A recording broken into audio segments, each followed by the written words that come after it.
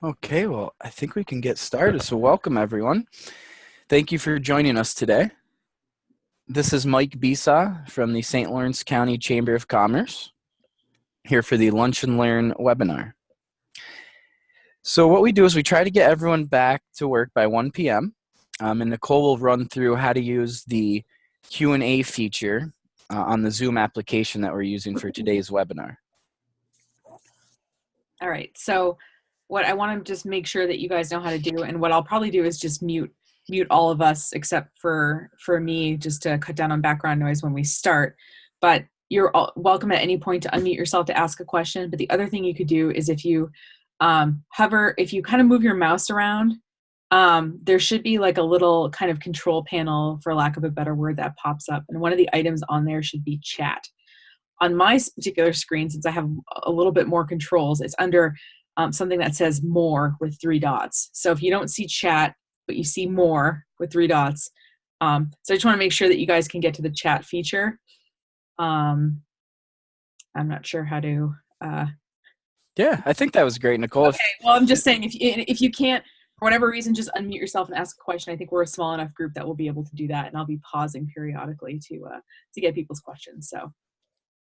Great. Well, I should introduce you. So this is Nicole Ouellette, owner of Breaking Even Communications. Nicole has owned her online marketing company, Breaking Even Communications, for the past 10 years.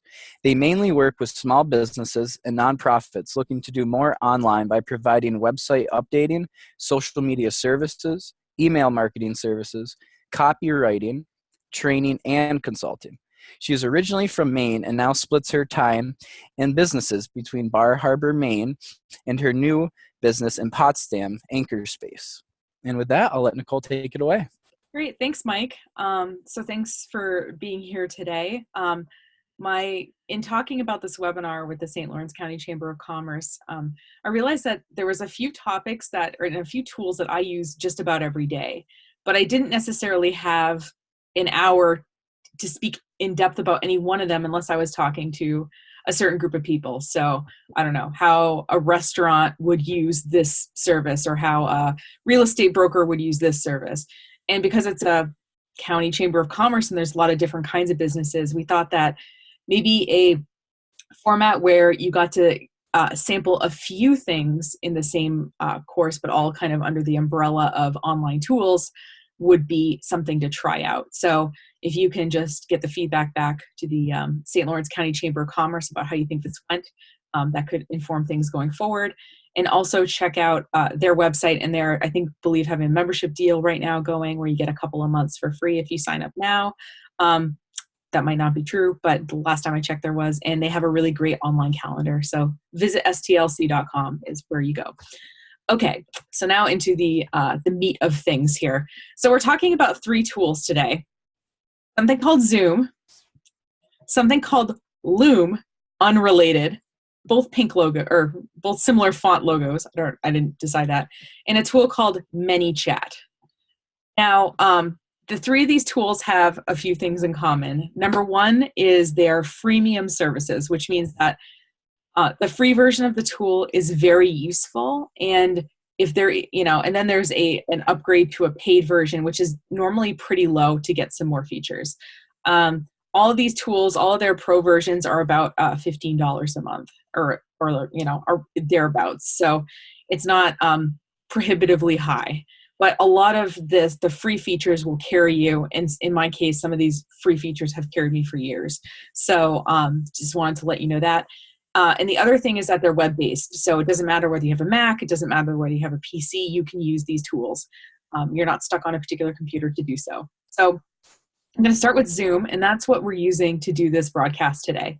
So Zoom is a web conferencing platform. Some of its predecessors were something like GoToMeeting. Now, I remember 6 or 7 years ago, looking into GoToMeeting and finding out it cost $150 a month, which made the 1 or 2 meetings I wanted to have online a month seem kind of expensive. So I never bought it. But then when Zoom came out, I was really impressed with the features it had and the fact that it was free in some cases. So I guess before I go into like, just to understand the difference between the free and the paid version, which is something I just recently had to learn. Basically what happens is one person is the host. In this case, I am the host of this. So I was able to go on, I was able to schedule this meeting. I was able to make a link that, with that, call-in number and all that you probably all got from Mike sometime this morning. And because I'm running the meeting, I am able to do a bit more than the participants. So for example, right now I'm sharing my screen. Another thing I could do is mute and unmute participants. I can kick people out. So if one of you gets unruly, I can kick you out. So the person who's running the meeting has a few more controls than the people that don't. Now, one thing that I could do, for example, is let's say that I wanted one of you to share your screen. What I could do is actually transfer the presentation power over to you. And what would happen is you get a little notification on your computer or your phone, whichever you're on right now, and it would say, Nicole Willett wants to make you the host of this meeting. And you have to click accept. And then suddenly you're in control of the things. So what's nice is you can pass the control back and forth. Also, you can do things like, I don't have to be in a web browser right now. If I wanted to, I could minimize this. I could pull up a PowerPoint presentation and give that to you. I could, any tool that's on my computer would be visible because it's on my screen. So, Zoom is, like I said, it's a web conferencing feature, and you're able to do things, like I said, like share screens. There's a chat feature, so if people want to ask questions, it kind of they can all kind of go in there. And I can also do things like I can bring a whiteboard screen up, and I can annotate, if I wanted to, I could annotate the screen and I could start circling things or whatever. Those are kind of whiz-bang features that you can look into if you want. I guess the main thing I want to talk about with Zoom is the free versus the pro version. So I listened to this podcast, and it's really funny because, well, it's about a really trashy TV show that I like to watch called 90 Day Fiancé. So judge me if you want. But what's happening is when they record the podcast, about 40 minutes in, they say, oh, our recording time's about to run out. We're going to join back in. And the first couple of times that I heard this, I thought, what are they talking about? Their recording time is running out. And then I realized that the free version of Zoom, and I'm highlighting on my screen, has a time limit on meetings of 40 minutes. So I figured out that they're using Zoom to record the podcast just based on that. But the free version allows you to have one-on-one meetings. You can have multiple meetings. You can schedule them. You can also host up to 100 participants. So for example, we could have 100 for free. We could have 100 people on this chat, no problem. And the other thing that the free version doesn't offer, as you see, is any kind of recording. So the main thing here is that when you get the paid version is you have an unlimited meeting size or duration. So if I wanted to have an hour-and-a-half meeting, I could. But the other thing that I can do is I can record the session. So something that I've noticed is that for my clients is that people, especially if they're paying me to consult, it's kind of a lot of information to take in at one time. And so what I tell them to do is, at the beginning of it, I say, listen, we're going to sit down. I'm going to go over some things with you. Would you like me to record this session? And I can send it to you after. You can review it. You can share it with people you work with. And a lot of times people see that has value. So I don't like to record people without asking them for permission. So it's something that, but I kind of present it as something of value that they can look in on.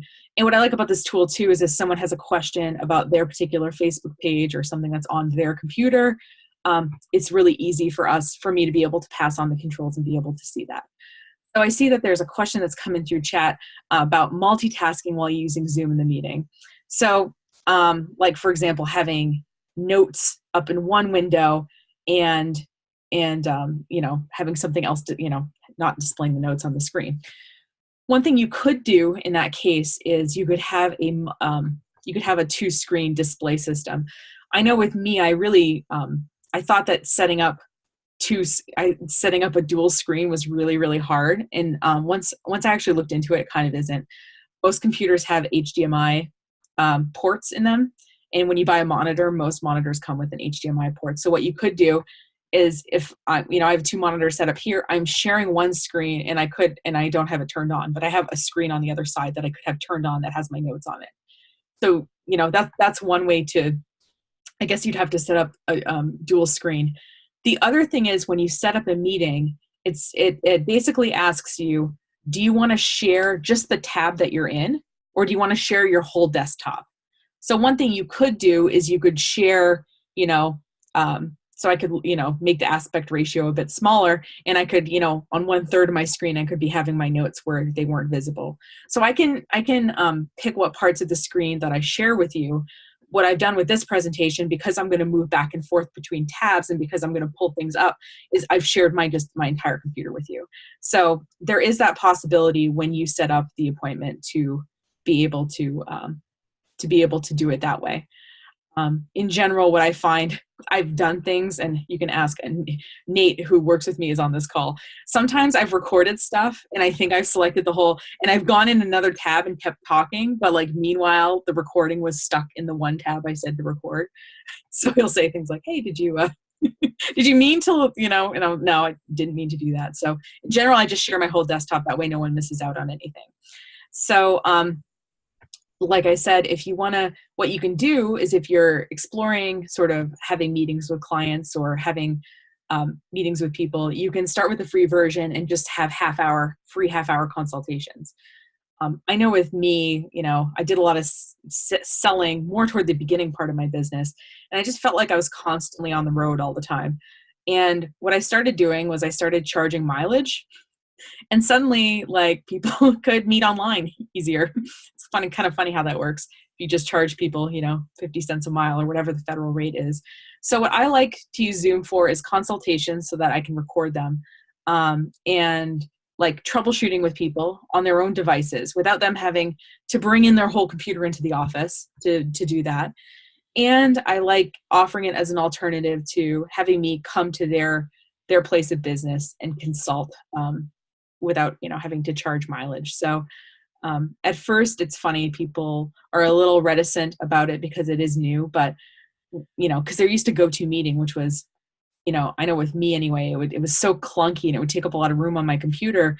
Zoom is such a light app, and there's even a phone app. So this morning when I got the email from Mike and Brooke saying, hey, what's our link for today? I literally laid in bed and I scheduled the meeting right in the Zoom app, and it produced the information, and I just emailed it to them. So the app is pretty robust too. So if for some reason, you can't be at your computer, but you want to attend something and it's a Zoom webinar or seminar or something, don't be afraid to use it on your phone, because the features are, it's not like one of those, they threw together an app. It's actually a pretty good app.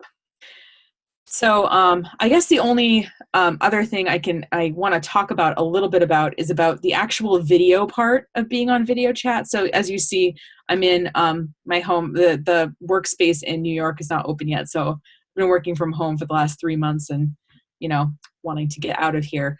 But part of what you have to think of when you're doing video is how the video works. I'm not here to give you makeup tips or anything, but I am here to talk a little bit about troubleshooting some of the technology parts of the video. I have some clients who are kind of higher end consultants, and they really hesitate to use the video feature because they tell me it's because they're worried it won't be personal. But I think what it is that they're worried that the technology part isn't going to work. So let's just talk very briefly. Oh, sorry. I didn't mean to. About troubleshooting video issues. So hopefully you can see the document on my screen. We did a Zoom workshop a couple of weeks ago, so this is pretty handy.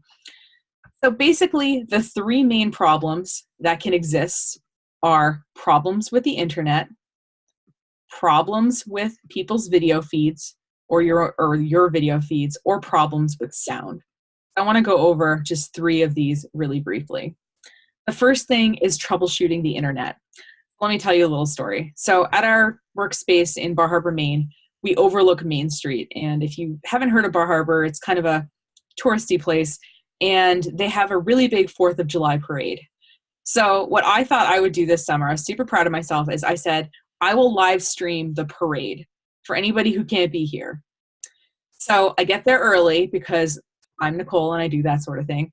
And I get out my computer or I actually try it on my phone. I get the feeds, I get a Facebook Live video started and 25 people join it and then it crashes. Oh no, okay. So I do it again. Same thing. Once it gets to 20, 25 people, crashes. So I realized that because I was connecting over Wi-Fi and because there were so many people downtown that were also trying to use cell signals to, post to Facebook or whatever, that there was too many people on the connection and it was getting bogged down. So what I did was I found Ethernet, which is like that cable that, that thick cable that like plugs into your computer that gets you the internet that's not wired internet essentially.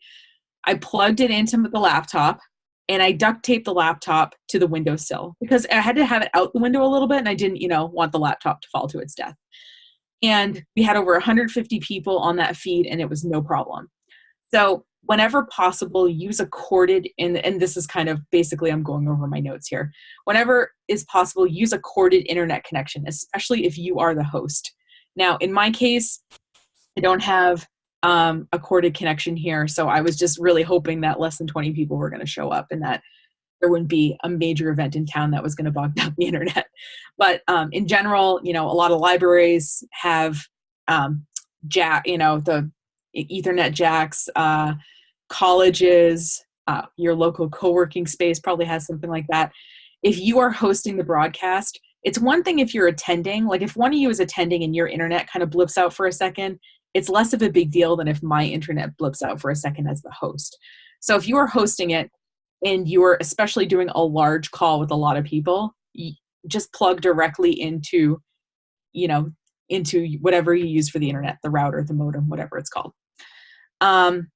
The other thing that you can do is you can, so I had to get a converter for my Ether. I had to get a dongle because I have a Mac. And so basically this thing goes from this to an Ethernet port on this side. So I just carry this with me. And if I'm going to do broadcasts, I have that possibility.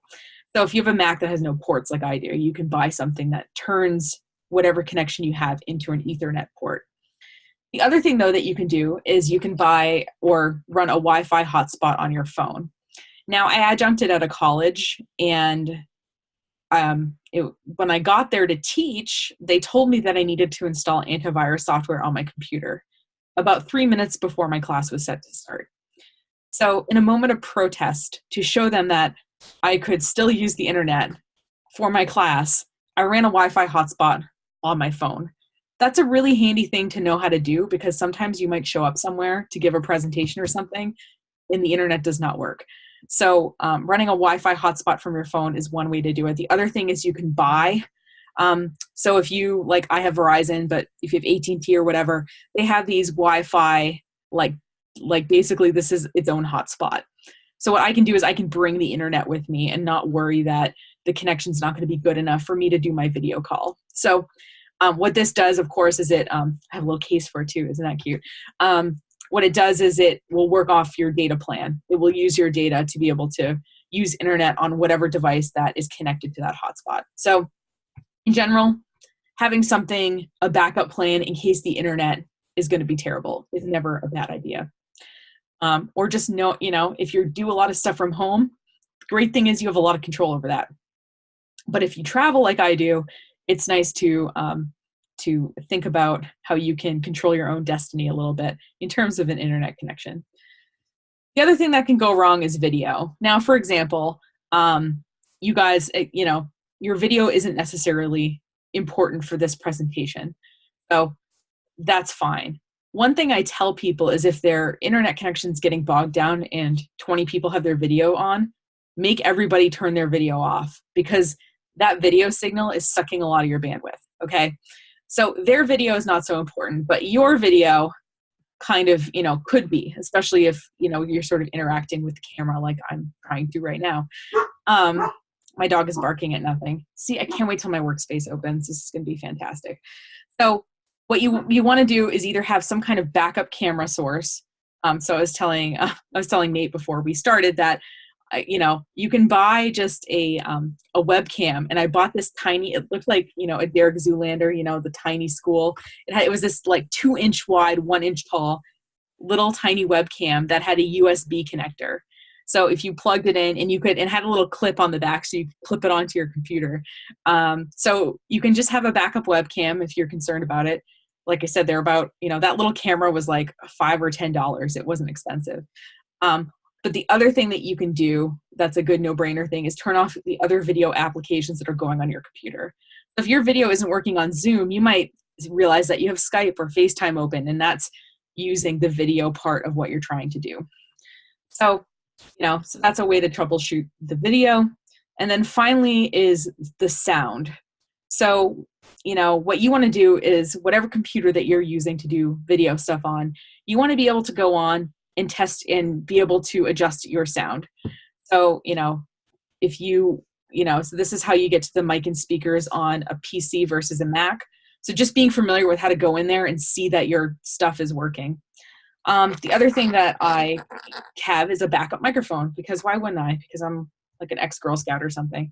This is a lapel mic. This is $8. Lapel mic, and this goes right into the sound jack of my computer or of my phone.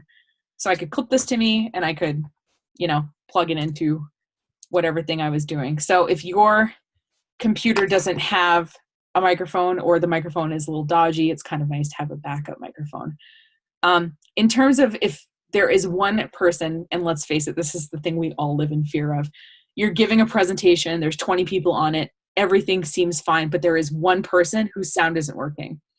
And they decide to sort of make it your problem, right?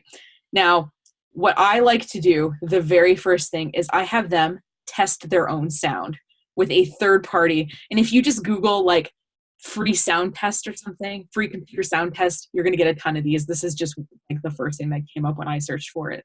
So have them test it. And if they see that their sound isn't working on a complete other website, they understand that it could be something with their computer. Also, I will say the thing with headphones, especially cheap headphones, like I go through, one of these earbuds decided to stop working 2 days ago. One of them still works, but the other one just decided to stop working. So I just tell people if they're using headphones and can't hear anything, to try a different pair of headphones. That's like an easy thing to try. So anyway, these are basically the only things that can really go wrong, except, your dog's starting to bark in the middle of a broadcast. So, just wanted to let you know that, here's kind of a way to troubleshoot this, and I'm happy I can zip this over to Mike and Brooke after, and they can include it on the page or with whatever they send out in terms of the recording. So that's Zoom. It's great. We use it all the time. We actually record all our workshops at our Anchor Space Bar Harbor, which is our Bar Harbor based co-working space. And because we record them, it means people can attend from anywhere. So even if they can't physically make it into the space, they can come to the workshop. And also we keep the recording, and we make that available to all our members. So if they're not able to attend live, they can see the broadcast. So for example, we have something coming up about press releases. So if you wanted to attend that workshop, you could sign up for it, and I could send you this Zoom link, and you could attend just like you're attending this today. And so those are a few applications that you can enjoy using Zoom with. Now let's talk a little bit about Loom, which has nothing to do with Zoom, like at all. So Loom is a screen recording software. And I get what you're thinking. I'm recording my screen right now. I'm talking to you right now. The thing is that sometimes you're recording things that are going to be watched later. You don't necessarily need, so if I was, for example, something that we do is we record videos on how to do stuff. So like, for example, if I want someone to help me with something, I will open up a video, I will record how to do it, and then I will share it with the task in our task management software. This way, whenever someone can get to it, they can watch the video on how to do it. They can rewatch it if they need to, and it ends up being actually pretty useful. So if you go to useloom.com, I don't know why, new look equals yes. I don't know what that is. What you'll notice is, hold on, I got to move myself over. You'll notice a couple of things. First of all, you'll notice that at the very top right corner, there's this desktop app thing. Currently, they are working on something that you can download and use on your computer that will work like this. Currently, Loom only works in Google Chrome web browsers. So, for example, we're looking at my screen now. You see that I'm in Google Chrome right now. And if I wanted to start a broadcast, what I would do, if I wanted to share this screen and record a video, is I have installed the Loom video recorder extension, which is free. And I made an account on this website, which is useloom.com. So free Loom account, free extension in the browser, and now I can record videos. So what I would do is I would click on this, and I was going to see if it freaked out. Okay, so as you see, it's showing my microphone audio is recording just fine. And when I'm recording my screen, I can pick screen and cam, which is what this is right now. If you are looking at my full screen, you see that mostly you're seeing my screen, and in the lower left corner, you're seeing me. But if I wanted to, I could also record my screen only. I have no idea, by the way, where it pulls these pictures from. I think this is my old Google picture. I don't know. The other thing that I can do is I can do just camera only. The one thing I'll warn with camera only is that, so it's recording me in the camera, but it's recording me in a little circle, which looks very cool, but it's not getting, when you record an actual video, the screen is more shaped like a rectangle. So you're not seeing these outer edges. So if you're gonna record just yourself talking into a camera and you're using this software, you might wanna do a test recording and make sure there's nothing super weird behind you in the edges that you're not seeing. So let me just go back to screen. Okay, so I love that it got me when I was mid-nose scratch there. Okay, so what I can do right now is I can start recording. Now, I'm recording a video right now, so I'm not gonna blow its mind by recording another video. But what it does afterward is what I like a lot, which is it saves my videos, and please, I'm logged in right now as me. It saves my videos into this location. Now, my videos are not publicly visible until I send the link to someone. So let me just show you kind of an instance where that would be useful. So for example, with my new business, I'm meeting with somebody tomorrow to talk about furniture, okay? And because I drew a floor plan with measurements. First of all, my handwriting is terrible. And second of all, I didn't want to send this without some kind of explanation about, about how it's going to work or what I'm using this software for. So I went ahead and I made this video. I put the picture on the screen and I just explained conceptually how it was going to work. A couple of things about this. First off, you'll notice that, like I said, it's like having your own private YouTube channel. What I can do is I can just copy this link and I can paste it, or I can copy the link from the browser, and I can email it, or I can share it with anybody. And only the people with the link can see this video, which is great. The other thing that I can do, as you see, is I can edit this video very lightly. The thing that I like is there's always that awkward part when you do screen capture where at the beginning you're starting and then at the end you're saying thanks, and then you have to go find the off button. You can trim those parts off if you want. And the other thing you can do is you can password protect the video. So if you wanted it to be super secret, you could email someone the link and then you could text them the password, and only they would need the link and the password to see it. So, and the final thing I guess that you can do that's interesting is you can download the video. So, if you wanted to, you could explain something and share it on Facebook, or you can upload it to YouTube, or you can put it anywhere that you would put a video normally. And as you see, I can also see the views on the video. Now, when someone watches a video that I make, I actually get an email. It says someone is watching this video right now. Now, I'm using the free version, but when it says find out who watched this video, that's where the paid version comes in. But at the very least, if I know I made a video for one person, I can see that they looked at it. So as you see, it says 2 people total watch this video and 2 unique people watch this video. So how does it know that people are unique? It knows people are unique because every device has a different, what's called an IP address. And I don't know, I think it's called internet protocol, I'm not sure. But my phone has a different IP address than my computer, which has a different IP address than my watch, which has a different IP address than.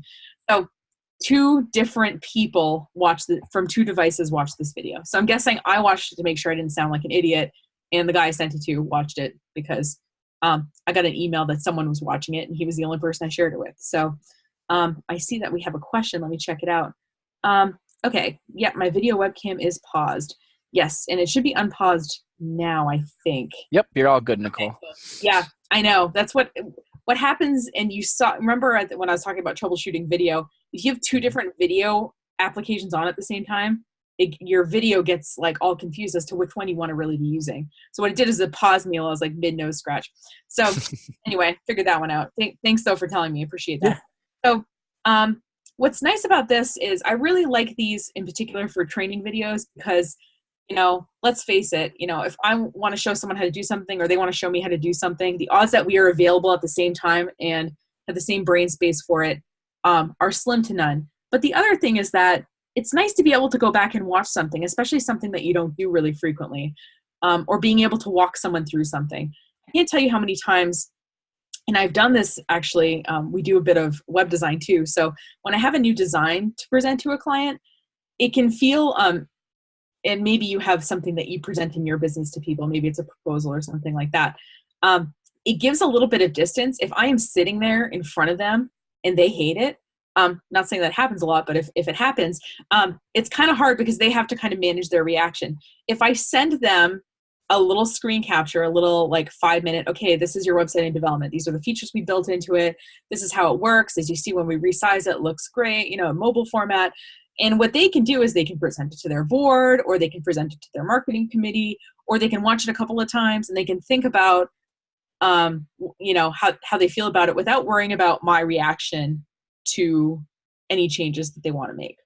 So I like to send people things this way, and it seems to kind of lower that that anxiety for them, and also it allows them to present something to, you know, rather than just sending the web link saying, you know, here's the website development, what do you guys think? They can watch a 10-minute, you know, or 5-minute thing about, okay, this is what we were thinking as we built it. These are the questions that we addressed. These are the things we want feedback on. I can't tell you how many times I've written very thoughtful, long emails explaining things that people haven't read. But if you send a short video, they're much more, I guess, amenable to it. So what I like about this is normally with a training video, what I would have to do back in the day is I'd have to open my screen capture software, record the video, reduce the file in QuickTime, upload it to YouTube, password protect it, and then send the link. This eliminates like 3 of those steps. I record it, and then I just send the link. Done. I don't have to reduce the file size. I don't have to worry about attaching it to an email. It just lives here, and I'm able to see it. And from what I can tell, there's no limit to how much you can record. As you see, I have 158 videos. I have to go back. Sometimes I like mess up as I'm recording and I have to re-record. So there's a few of these that look the same for that reason. But there doesn't seem to be any limits. I do see that probably you get more detailed stats if you, you know, if you have the pro version, but the free version seems to work really well. And oh, they're coming. There we go. Coming soon with HD recordings, premium editing, and stuff like that. So that will be the pro version, but we don't need that because the free version, like I said, will work really well for people. I like using it for demos. I like using it for training. I like using it for telling a client how to do something like, you know, oh, Nicole, I know you trained me on how to do this like 6 times, but how do I do it? I send it to them and then I can see if they've actually watched it. If they write back and say it didn't work, but they didn't watch it, then I know. So check out Loom. Like I said, it's free, but it only works in Google Chrome currently as a recording option. But it looks like they are understanding that could be limiting for some people, and they are working on some other options. So yeah, so screen capture recording. It's not just for nerds. It's really useful for other things too. We actually did a recording because it is such a new, because this co-working space we're starting is such a new thing in this area. I wanted to explain the membership levels and kind of show people around where things were on the website. So I made a brief video and sent it out to a few people. So video is great, like I said, for anything that requires some explanation. And if you're worried that someone's not going to read the thing that you spent a lot of time writing, video can work really well for that. And as you see, your face can either be there or it doesn't have to be there. So don't worry about that part.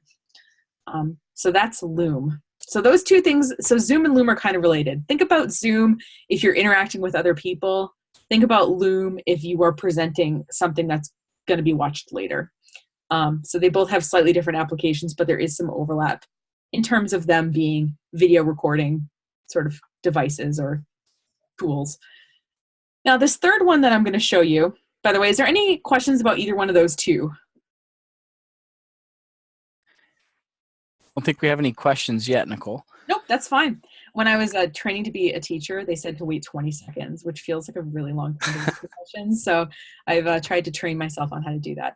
Now, I want to move on to ManyChat. So let me actually just, is it going to log out? Okay. Come on. Okay, fine, don't log out. Okay, how many of you have ever interacted with a chat bot on Facebook? Anybody? I know I have personally. You have personally? Yeah. Okay, what'd you think of it? I thought it was a nice service. I've used it on Facebook and also, Verizon for phone support or various applications. Yeah.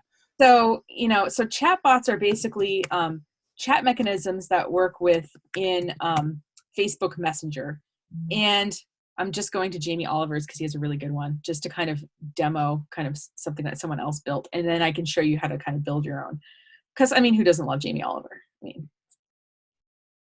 He wants us all to eat delicious food. So, so the very first thing that you'll notice,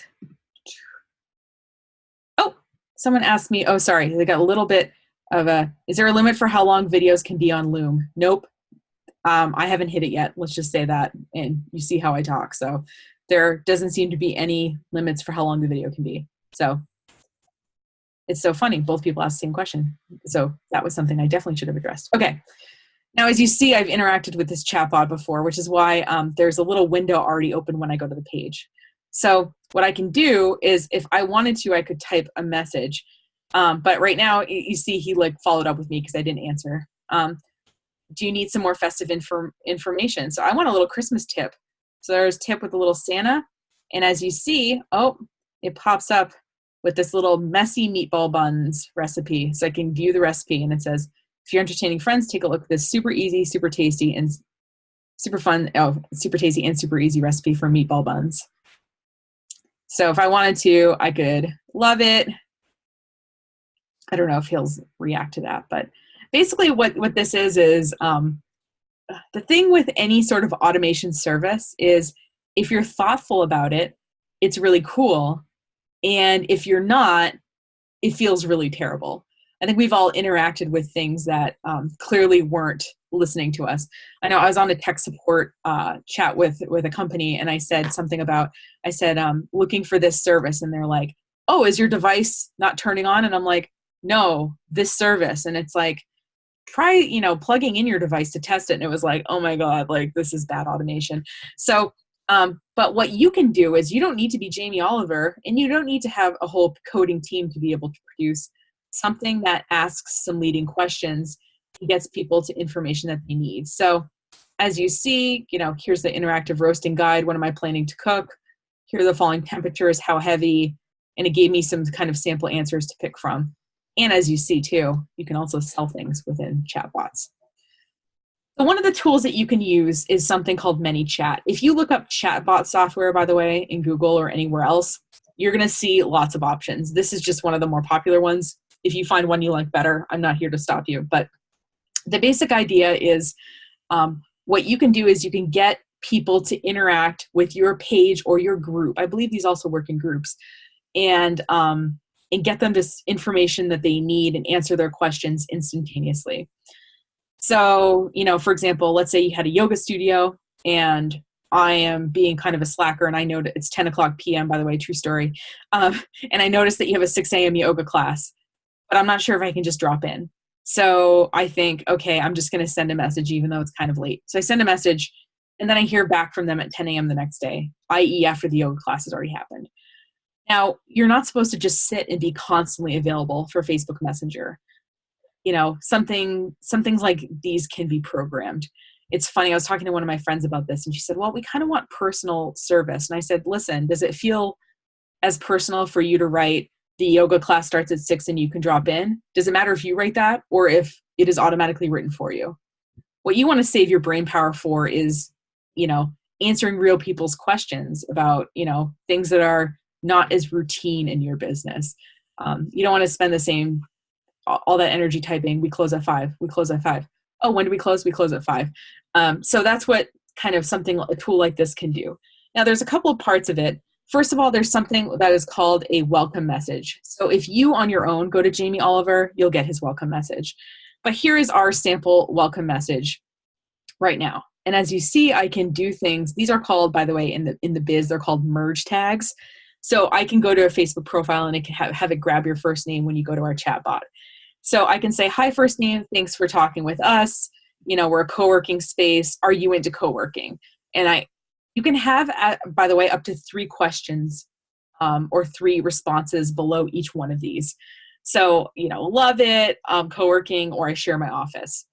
And as you see, because this bot has been online for a couple of weeks, we have some stats here as to what people click on. So if someone clicks love it, I can, hold on. Okay, I gotta edit. Okay. I was previewing, I was just like showing it to you, but I guess I had to click edit to be able to edit it. So if I click love it, this is what comes up. I have it so it's typing for 3 seconds. And I call this message preaching to the choir. No one else can see this, it's just me. So if someone says come to our thing and they say they love co-working, I'm not going to tell them how great co-working is. So I just wrote preach to the choir to remind myself, don't preach to the choir.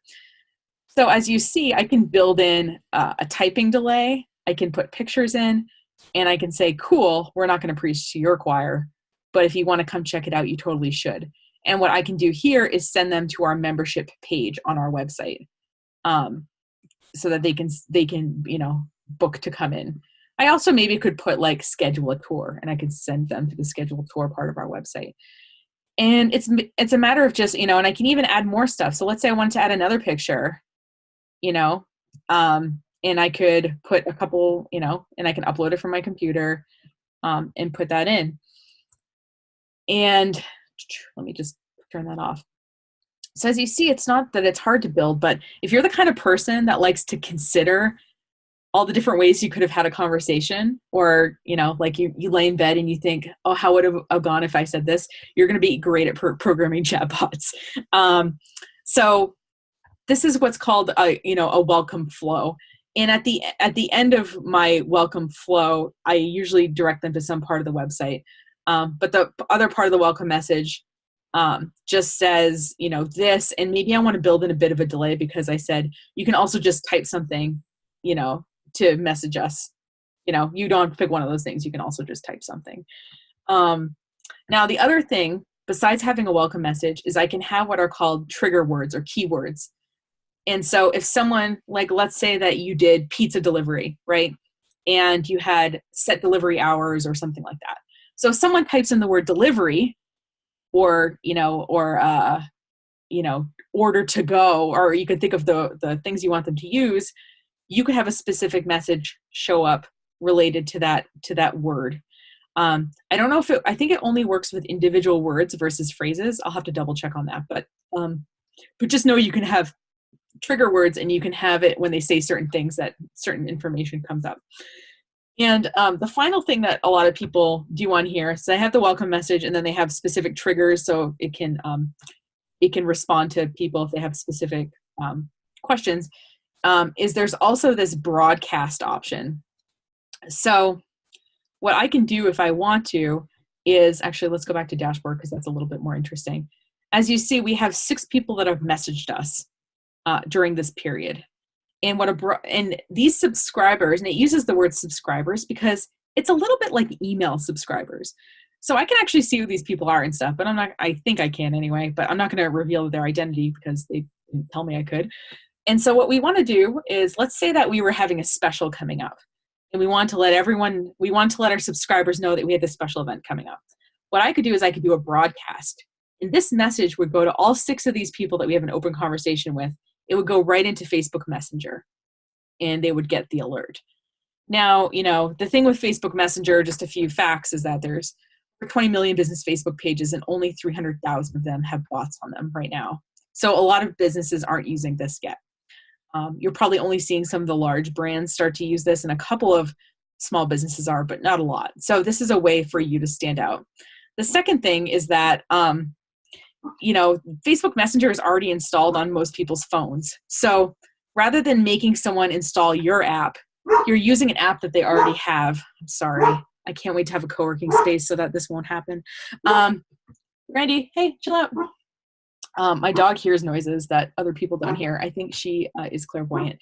Anyway, so, having something like this is something that really stands out. And plus you're reaching people in something that they're already using. So you probably noticed that when you take out a Facebook ad, one of the options is that you can do messenger ads. And then that's, that feeds into this kind of thing. So if you wanted to, let's say, get some new customers for your clothing store, you could take out a Facebook ad that would spit them into Messenger, and that would ask them some questions and make some clothing recommendations of things that you sell, for example. It's kind of, a just idea I just made up just now. But, the thing is, there is some rules about broadcasting. Like, you can't constantly be broadcasting. You can only reach out to people during a specific time frame, and after that, you can't reach out to them unless they resubscribe. But Facebook right now, I'm holding off on saying anything because they're talking about sort of changing how this is done a little bit in the new year. But then they came out and said that they might not change it until they were going to change it effective January 1st. And then some news came out last night that they're going to hold off on it. So that's why I'm holding off on saying anything specific. It's because I'm kind of waiting to see where the chips fall there. But something that you as a business can do is you can kind of cut down on the amount of time you spend answering routine questions. And also, something you probably have noticed is on your Facebook page, it says how fast you reply. It says typically replies within 1 day or typically replies within 2 hours. If we go to Jamie Oliver's page, I think it has like replies instantly or something. It's written somewhere that he replies instantly. And I think that part of what Facebook does in terms of ranking pages is that it prioritizes people that respond instantly.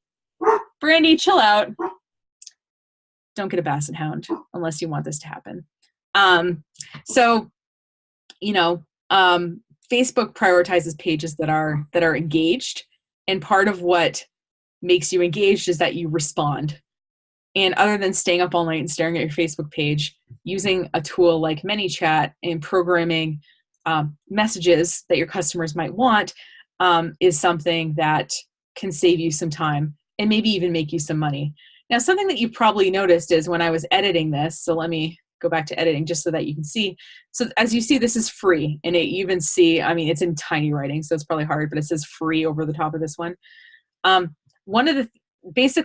There's some things that you can do and when you upgrade to Pro. So like, for example, I can actually, I think pay user input would be like payment stuff. So if you want people to just buy stuff, a la Jamie Oliver's cookbook, that's where you go Pro. And I remember thinking before this, as I was preparing the other day, I was like, okay, well, maybe it's going to be really expensive. But how they do it is they do it, at least this company, based on your number of subscribers for each account. So for example, this is one Facebook page. It has 6 people right now. Now, as we get more, as we do this more and as we do more with messaging, we're going to have more. And if we did ads, we'd have more. But up to 500 subscribers, this Pro service is $10 a month for this page. Now, if I got it from the other pages that I manage, $10 a month, $10 a month, $10 a month. But if you think about it and think about like, okay, the products I sell cost, $50 or something. If you made one sale, that would pay for, 5 months worth of premium chatbot stuff. So, so just think of this as a tool and about using it creatively and, and how you could get the information to people that you want them to get to, whether it's on your website or stuff that's on your Facebook page, but maybe they haven't seen,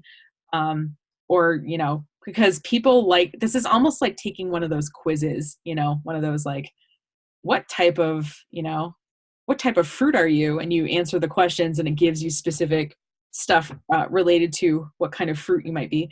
I might be a raspberry. I don't know.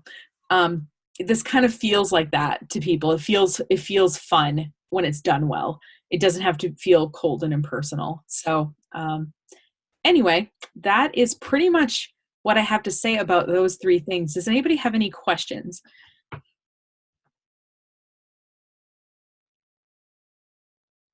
Does anybody have any comments? I mean, is this creepy? Are you excited about one of these things? Is there some way that you're thinking about using this that I haven't thought of?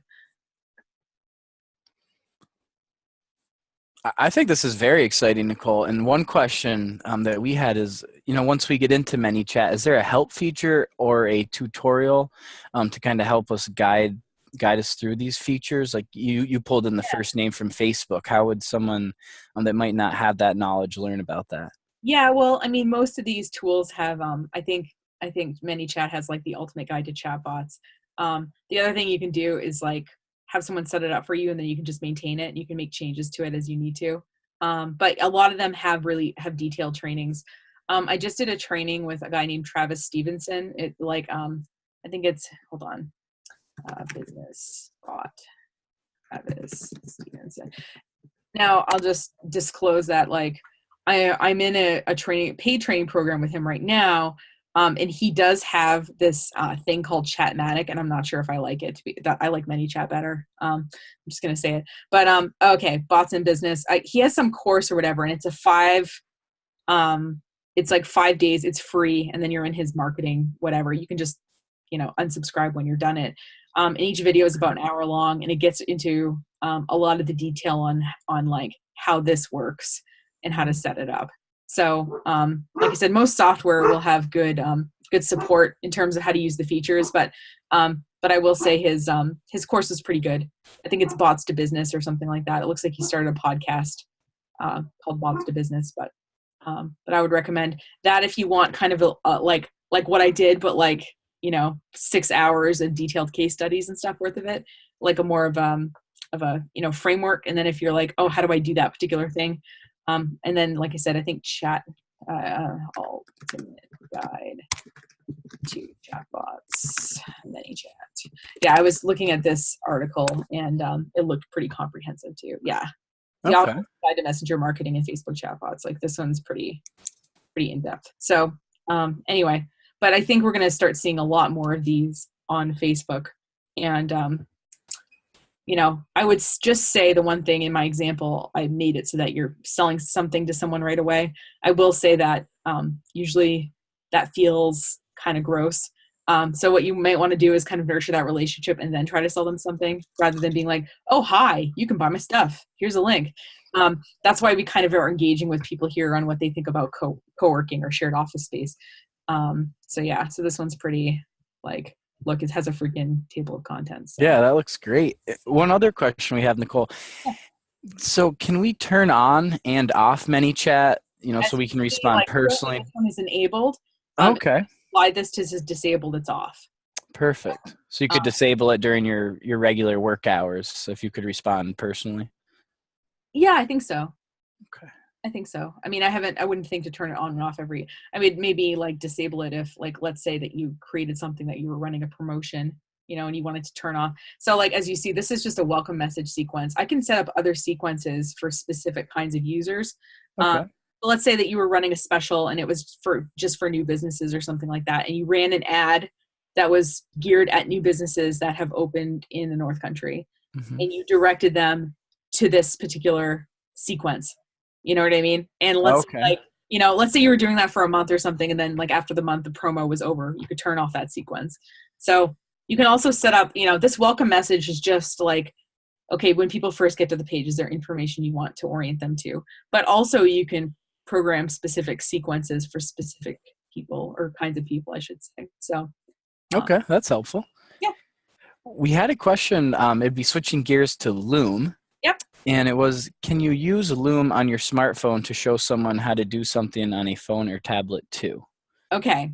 This is where it's because it only works in Google Chrome. And so the other day I was like, okay, well, I have Google Chrome on my phone. It doesn't seem to work, but they're working on the downloadable app. So I have a feeling that once the app exists, like that will be a reality. But right now, what I do with my phone is you can actually record in QuickTime. If you plug your phone into your computer and open up QuickTime, you can record from your phone screen. You can do a recording. It's a little cumbersome, but it is possible. I've done that a couple of times. I had a client who just could not get, she could check her email, but not on her phone. So it was like, okay, I got to go through how to set things up on her phone. So that's one way to do that. But I have a feeling it's coming. I think they launched with this to kind of see, and it seems to be really taking off. So I think it looks like they're developing other products. So I will say that's the one kind of limit to it, is that it only works in Google Chrome as an extension. So Sure. Well, thanks for that. yeah. Did we have any other questions today?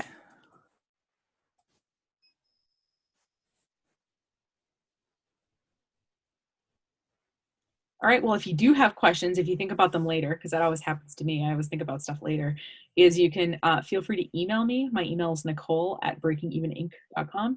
Also, you can just message the St. Lawrence County Chamber and they can get a hold of me too. But if you think of anything else, I'm happy to help out. Looks like Danielle's unmuted. So maybe Danielle, do you have a question? Nope. I was just going to say thank you so much. This was really helpful. Okay, cool. Yeah, I'm glad you came. Yeah, I'm glad it was helpful. Yeah, thanks for joining. If you have any other topic ideas for webinars in the future, please let us know and I can work on recruiting a speaker. If you are interested in presenting yourself, we would love to talk to you more about that. All of our webinar recordings can be found on our website, slcchamber.org, and we'll have this one up in a couple days. I'll have a great afternoon, and thanks again, Nicole. Okay, thank you, everyone. Talk to you soon.